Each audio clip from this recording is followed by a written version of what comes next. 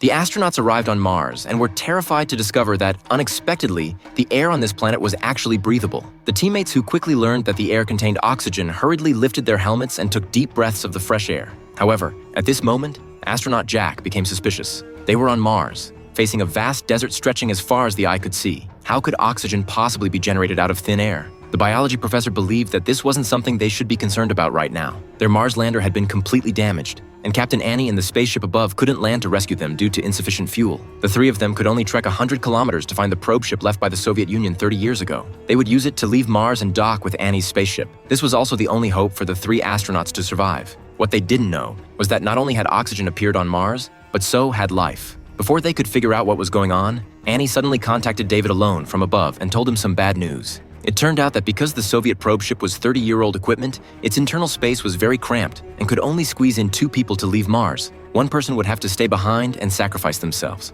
Upon hearing Annie's words, David was at a loss. They only had 4 hours to reach the probe ship. If they missed this window, Annie's spaceship would have to return to Earth due to low fuel. To make matters worse, the professor on Mars had broken a rib, greatly slowing down the trio's walking speed. Left with no choice, David had to support the professor as they moved forward. After walking for an unknown amount of time, a strong blizzard suddenly appeared ahead, instantly darkening the sky. The three rushed to find a cave to take shelter. The temperature outside the cave plummeted rapidly. If they went out, they would instantly freeze to death. Just as the three were unsure of what fate awaited them, David told the professor and Jack about how the probe ship could only take 2 people, hoping they could leave while he stayed behind on Mars to die. However, Jack, who was listening, heavily suspected David's motives. David and the professor had a good relationship while he was just a colleague to them. If anyone were to be abandoned, it would surely be him. After hearing Jack's complaints, David felt helpless. The three fell silent. After the storm ended and David woke up, he discovered that Jack had taken the radio and secretly left. He planned to abandon David and the professor and take the probe ship to leave Mars alone. However, during his escape, Jack was suddenly targeted by the explorer's robotic dog. The dog had activated its self-protection system and no longer obeyed anyone's commands.